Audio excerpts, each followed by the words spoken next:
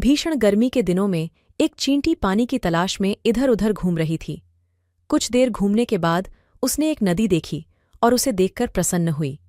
वह पानी पीने के लिए एक छोटी सी चट्टान पर चढ़ गई, लेकिन वह फिसलकर नदी में गिर गई।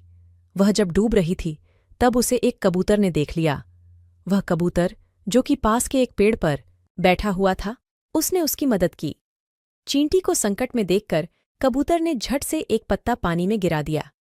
चींटी पत्ती की ओर बढ़ी और उस पर चढ़ गई। फिर कबूतर ने ध्यान से पत्ते को बाहर निकाला और जमीन पर रख दिया। इस तरह चींटी की जान बच गई और वह हमेशा कबूतर की ऋणी रही।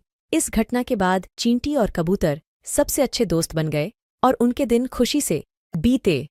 लेकिन एक दिन जंगल में एक शिकारी आया। उसने पेड़ पर बैठे सुंदर कबूतर को देखा और अपनी बंदूक से कबूतर पर निशाना साधा। यह सब वह चींटी देख रहा था जिसे कि उस कबूतर ने बचाया था। यह देखकर उस चींटी ने शिकारी की एड़ी पर काट लिया, जिससे वह दर्द से चिल्लाया और उसके हाथ से बंदूक गिरा दी। कबूतर शिकारी की आवाज से घबरा गया और उसे एहसास हुआ कि उसके साथ क्या हो सकता है। वह अपनी जान बचाने के लिए वहां से उड़ गया।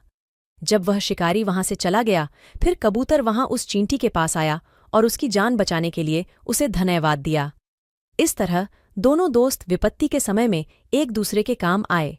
कहानी की सीख। इस कहानी से हमें ये सीख मिलती है कि एक अच्छा काम कभी बेकार नहीं जाता। समय आने पर वो अवश्य फल देता है।